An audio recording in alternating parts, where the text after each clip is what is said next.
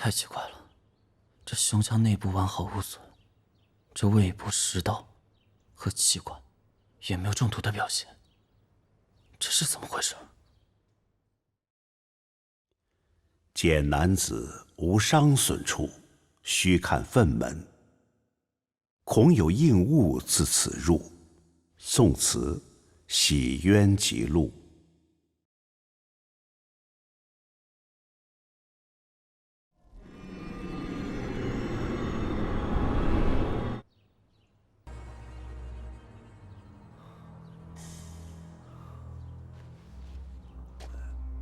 师傅，这捅的也太大了吧！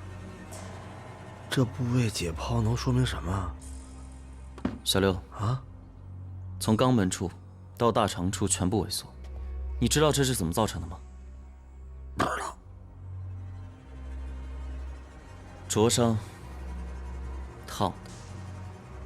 这白姑娘告诉我，她没有中毒的迹象，可是如果服用了麻醉药，是检查不出来的。可是白姑娘跟我提到过这种药，叫锁心骨。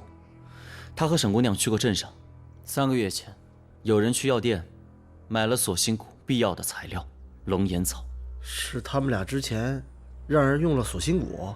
只要将其熬成汤药，然后用捐泪浸湿，最后捂住口鼻，就可以使人麻痹倒地。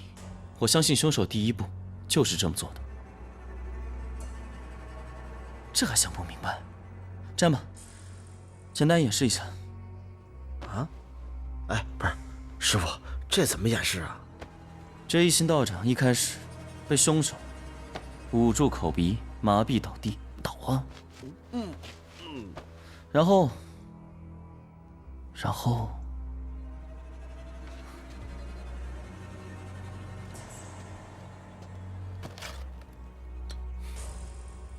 找了根铁棍，将其加热。师傅，你拿这干什么？别怕。然后受害者倒地不起，这凶手拿着铁棍，从肛门直捅大肠。师傅，这就别试了。这死者生前非常痛苦，可是由于锁心骨的原因，这受害者根本没法动弹。这根铁棍插入大肠以后，使其大肠肌肉和肛门的肌肉萎缩，太惨了。师傅，来，给我。这么长的东西，往肛门里边捅，一拔出来，它不流血吗？这正常的铁棍当然会流血，但是加热过后它就不一定了。若是这根铁棍加热，就会使血液凝固，再加上这肌肉萎缩，这血是不会流出来的。即使是流出来了，也被处理掉了。哦，原来如此。然后凶手拔出铁棍以后，这萎缩的肌肉遭到烫伤，也愈合了。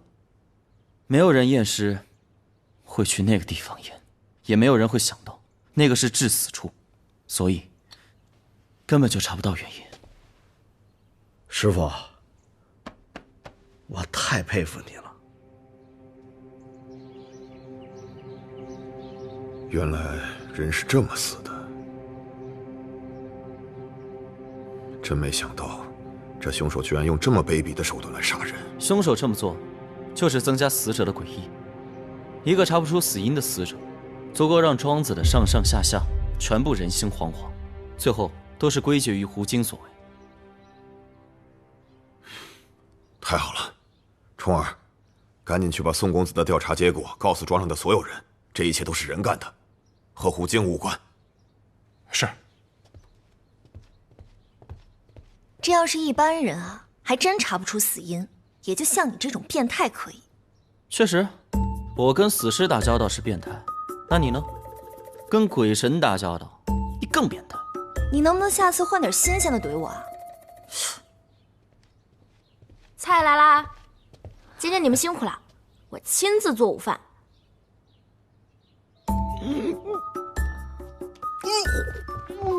哎，这一个两个的是怎么了呀？啊，小六呢？刚才小六跟宋慈去检查尸体的时候，吐得七荤八素的，这会儿在房间休息呢。做的什么好吃的？红烧猪大肠和蹄膀肉啊！难怪宋慈也跑了。我做的饭看上去有那么难吃吗？肯定不会。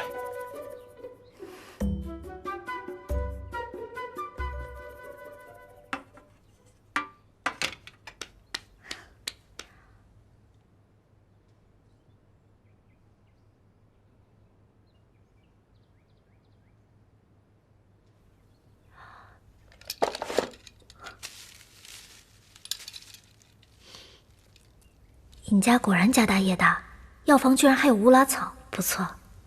弄点给宋大哥熬汤，可以消除疲劳。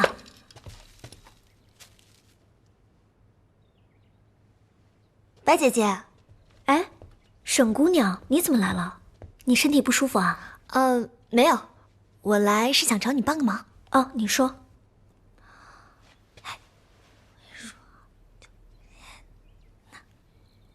殿下，你就吃点东西吧，你都2天没吃饭了。郎头，哎呀，我今天透了一天，什么东西都不想吃，我把这些东西拿走吧。殿下，咱不吃肉，咱就吃点包子和水果，行不行？我一见吃了就想吐。殿下，哎，来了，等会儿，本王谁也不想见，让他们赶紧走吧。公子，是白姑娘。啊？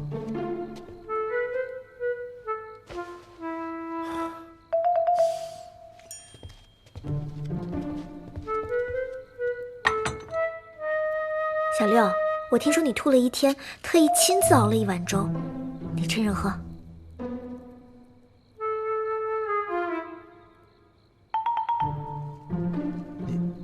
你亲自为我熬了一碗粥啊？这粥没给其他人。李子芳，还有我师傅，他们不是吃过晚饭了吗？郎头，白姑娘亲自给我熬的粥。哎，不，烫！不烫吗？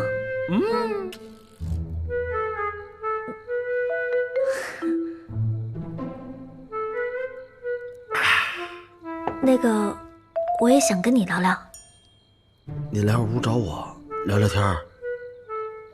如果不方便的话，我明天白天再来。方便。你看咱俩在哪屋聊？哦，郎头，还愣着干啥？该出去吧。好，是。哎，等会儿别。我找你的事儿其实跟狼头大哥有关。啊？沈姑娘，我已经按照你说的，故意把谣言散布出去了。我就说我们找到了当年叶远之家的一名家奴，但家奴病了，我要去替他医治，顺便了解一下他们的情况。你确保大家都知道了？有小六那张嘴，想不知道都难。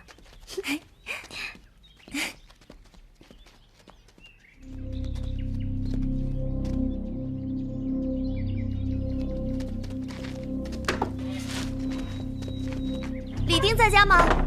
我把大夫给你带来了。快！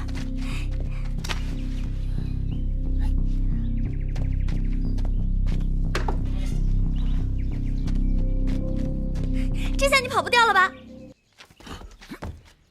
说，到底是谁？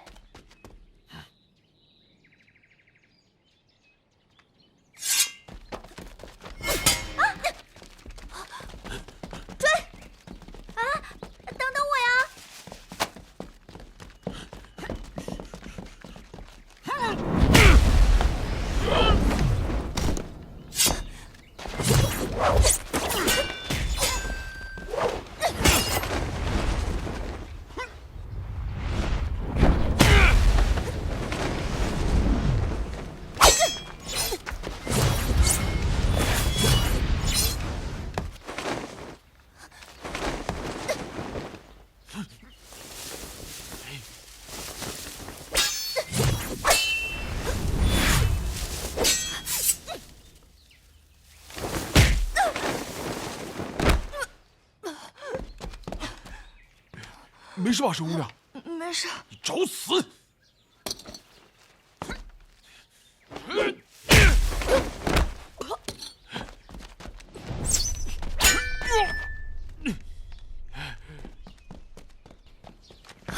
别追了，我知道是谁了，去找白姐姐吧。秋儿，退后，不能进。你们这是干什么？你带这么多人去你二叔庄子干什么？沈姑娘已经找到凶手了。凶手？不，我还不确定是不是凶手。不过今天袭击我和白姑娘的那个黑衣人，正是尹欣。欣儿自幼痴呆，这怎么可能呢？错不了，我故意放出消息，说是找到了叶远志的一名家奴。尹庄主对叶远志这个名字不陌生吧？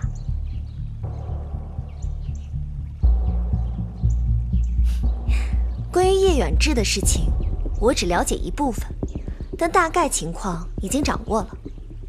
之所以在乎叶远志的事情，是想引出那天夜里袭击我和宋大哥以及李子芳的那个黑衣人。那个黑衣人对叶远志特别敏感，第一次出手袭击我们，就是因为宋大哥要动叶远志的墓。爹，你到底知道些什么？隐瞒了些什么？你倒是说话呀！我散布消息，谎称叶远志的家奴卧病在虎岭镇，并假意带着白姑娘上门对其进行诊治。李丁在家吗？我把大夫给你带来了。快！希望这个黑衣人可以坐不住，为了隐藏某些真相，不得不出来杀人灭口。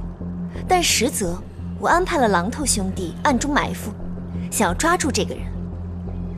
可惜啊，今天还是被他给跑了。但我可以确定，他就是尹欣。这是为什么？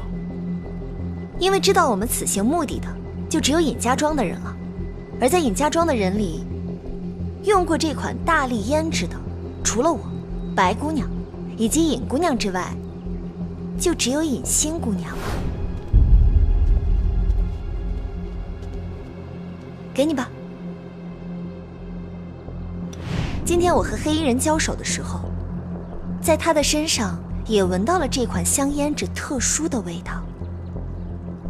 白姑娘一直和我在一起，尹姑娘则在我们遇袭那天晚上就跟黑衣人动过手，他们两个都排除了嫌疑。所以黑衣人的真实身份除了尹欣没有别人。你说是吗，尹庄主？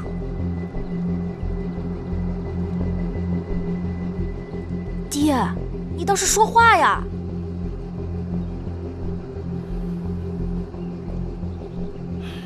也罢，等先见到你二叔再说吧。走，冲哥。让开！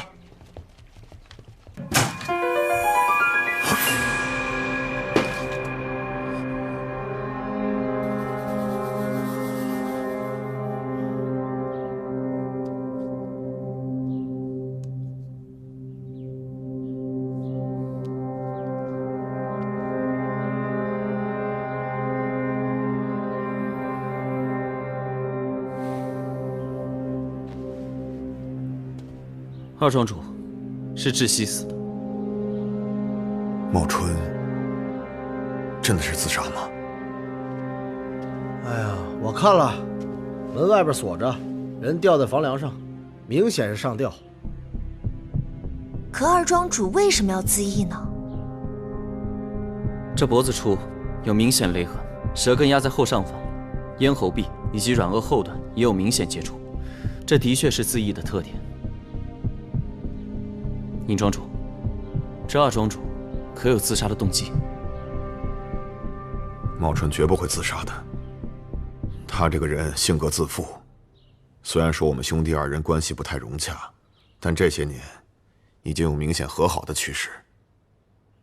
以我对他的了解，他没有任何自杀的理由啊。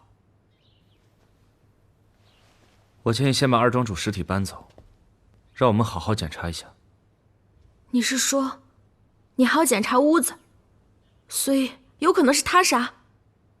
听子方的，仔细点，总没错的。冲儿，师傅，主任将二庄主的尸身移到北庄偏堂吧，就把灵堂设置在偏堂吧。是。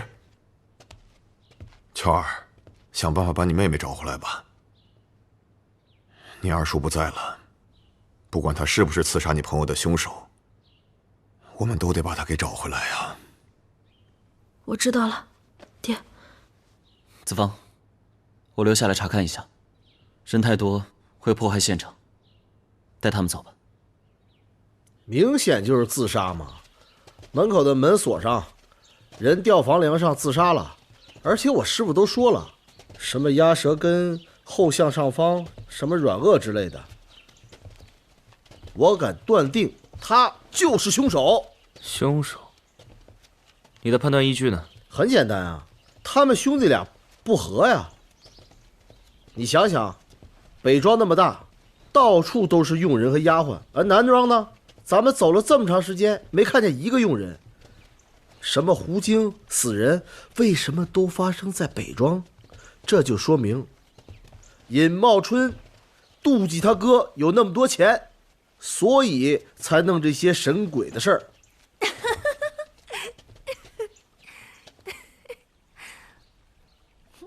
我分析的有问题吗？你恨我？我还告诉你，小神婆，如果尹茂春真把尹家弄得家破人亡，这些钱财就都归他了。可他们是一家人啊。白姑娘，他们确实是一家人，但是都已经长大了，兄弟两个人分家了，要不怎么一个南庄一个北庄呢？啊？那是什么地方？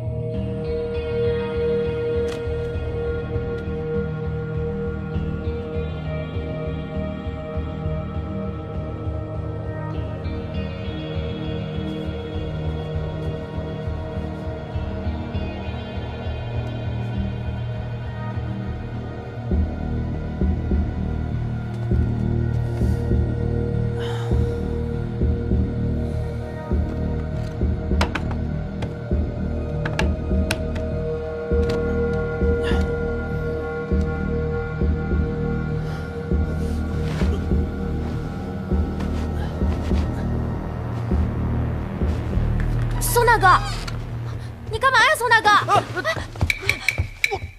你干什么呀？我救你命啊！你以为我要死啊？我是在还原现场。对不起。算了，我已经知道这二庄主是怎么被杀的了。真是被杀？不是自杀。我们走吧。好。对了，宋大哥，尹欣到现在都没找着，不知道在哪。但沈姑娘很肯定，她就是那天那个黑衣人。其实这个事情呢，越来越复杂了。尹姑娘，恕我直言，你爹爹有很多事情瞒着我们。你是说叶远志？你是怎么知道叶远志的？沈姑娘告诉我的。沈姑娘好像掌握了很多消息。这小神婆果然调查到了什么。这尹家庄到处都这么诡异啊！哎，你不是通灵性吗？你看看那个井，里边是不是有鬼啊？我招鬼也是往你家招啊，这就是口破井，有什么大不了的？别瞎说，破井能上3把锁吗？来，你觉得这个门能锁得住鬼吗？我也没见过鬼啊，我不知道啊。是有点奇怪。哎，我想起来了，我师傅找陈大哥聊天的时候，陈大哥提起过这个井。据说尸体是在后院的一口井里被发现的，但我发现这尸体在死前有失禁反应。可能是被吓的。哎呦，啊，真是被吓死的。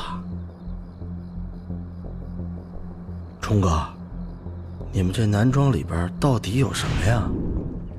吓死了2个小偷，太好了，我倒要进去看看，这里面有什么名堂。哎，小什么，你别去了，万一里边真有什么事怎么办啊？有我在，百鬼不侵，就怕不是鬼。没错，很有可能是有人在装神弄鬼。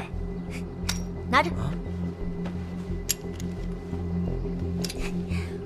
我倒要进去看看，我就不信这古井里有什么鬼怪。要是真的有，我就跟他好好聊聊。哼！哎，不是，哎，住手！沈姑娘，这里毕竟是舍弟的庄子，还请尊重一下王弟。庄主您误会了，我并不是不尊重二庄主，是这个井。好奇心人人都有，如果这个地方真有助于破案的话，我自会叫人打开。庄主，这个地方跟这口井，难道发生过什么事情吗？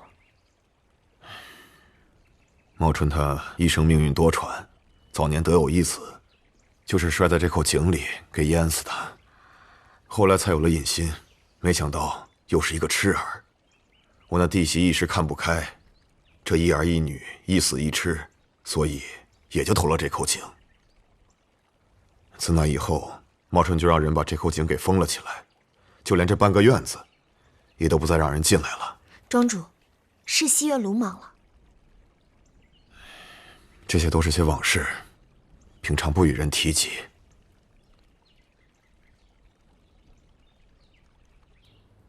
这尹淑春是二庄主的原名。是的，茂春后来找大师算了一下，有幸改了名字。哎，狼头，小六呢？我家公子说了，你们这个点找他肯定没好事，所以他就没来。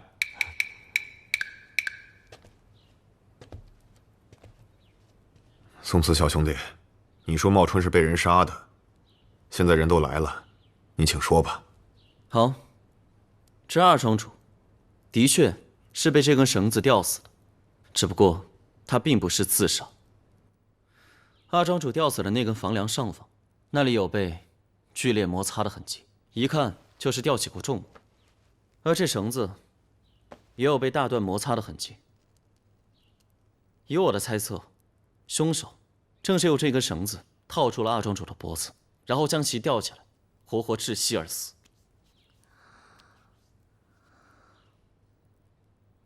狼头，既然小六不在，你来示范一下吧。子方，你饰演凶手。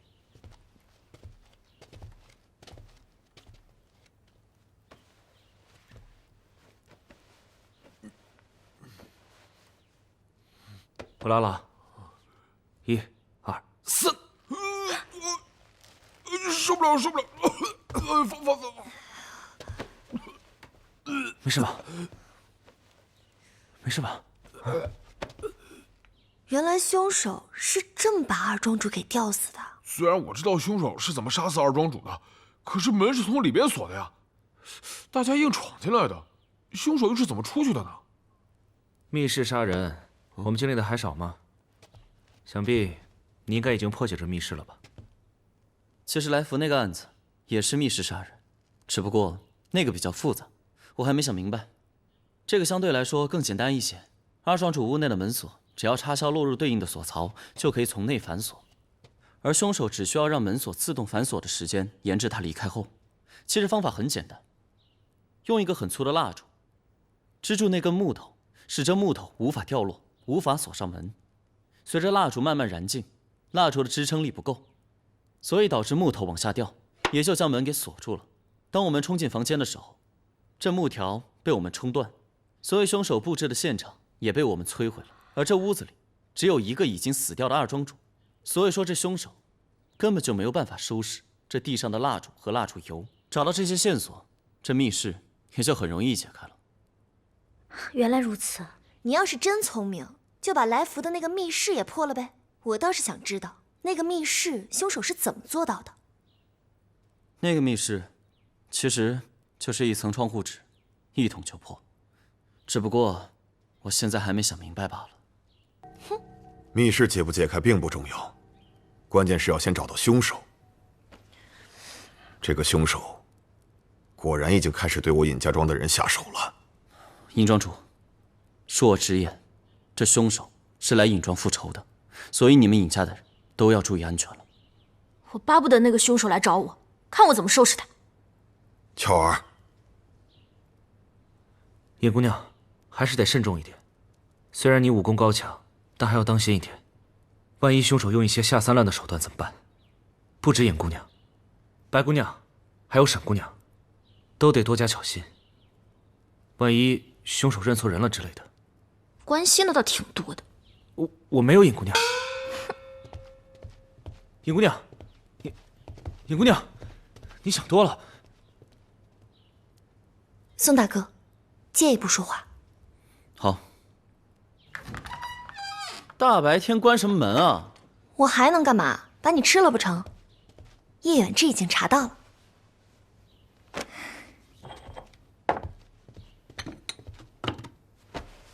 你是找鬼要的线索？这次是人，我请我姐帮忙查到了叶远志和当年叶家鄱阳湖惨案的线索。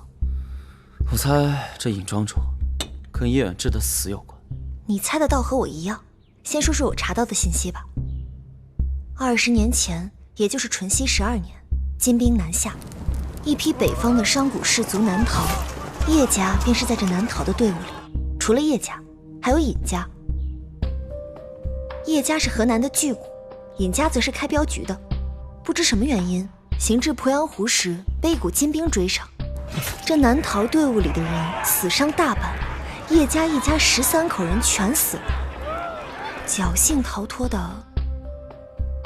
除了尹德旺在内，没有什么人了。还有呢？没有了。鄱阳湖惨案的卷宗记载的不多，就这些。你怎么想？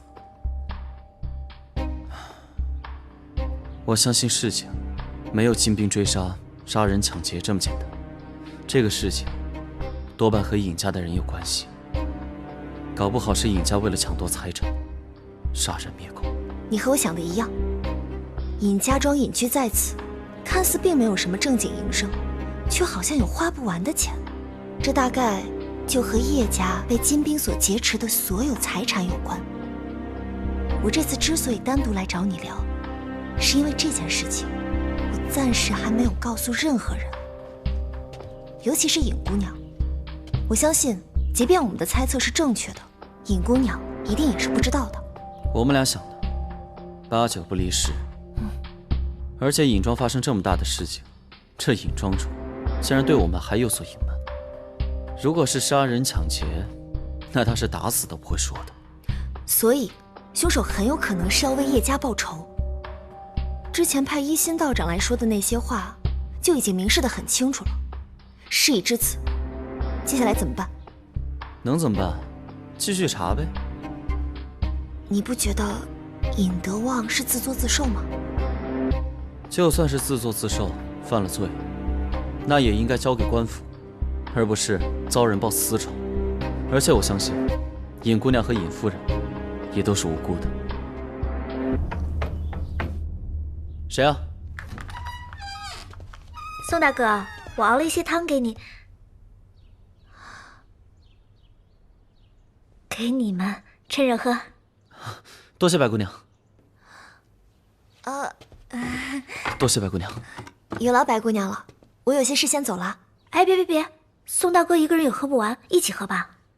他饿死鬼投胎，怎么会喝不完呢？再说了，你就拿了1个碗，爱心汤我就不分享了。我准备去做个法，看看凶手到底是什么人。哎，等等，你能做法找到凶手，让我坐在这推理半天？那可不一样，我最多知道凶手是什么样的，但不知道到底是谁。不跟你解释了，我先走了。哎，等等，还有什么事儿啊？我之前听小六说关于那个井的事。你想干嘛？我能干嘛？当然下去看看。我们现在是查到叶远志的事，但是还知道了个秘密，难道你就不好奇吗？好，都有谁？想去的都一起去。那尹姑娘？尹姑娘，她迟早是要知道的。我也去。白姑娘，你又不会武功，一个姑娘家的，还是别去了，太危险了。哦。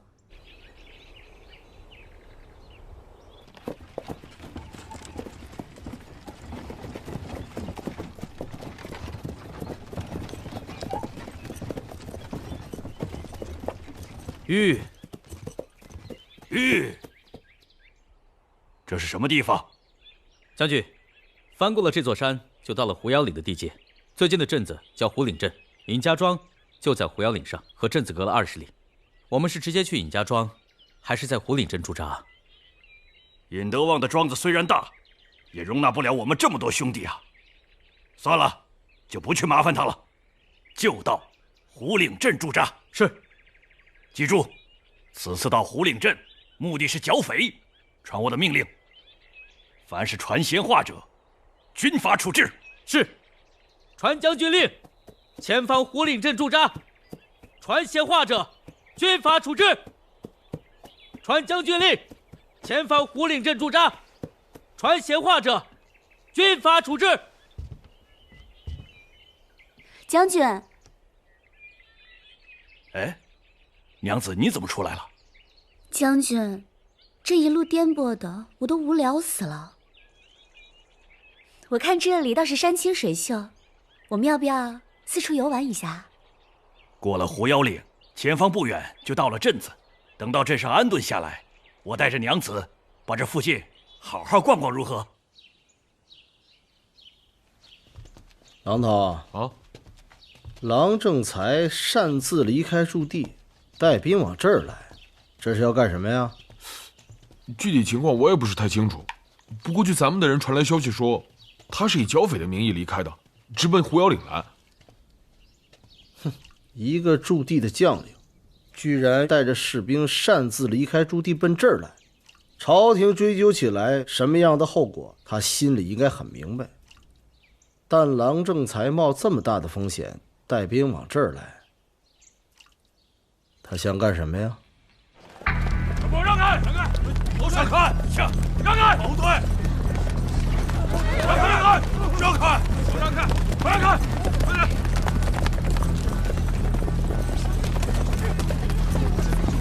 后退！都后退！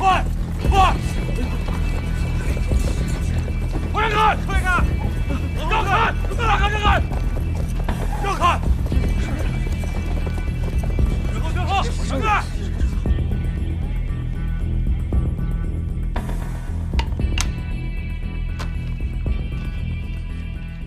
这是？哦，这是沈姑娘拿过来的淳熙12年鄱阳湖惨案的卷宗。她说这卷宗很有用。殿下，我觉得这里边可能会有些答案。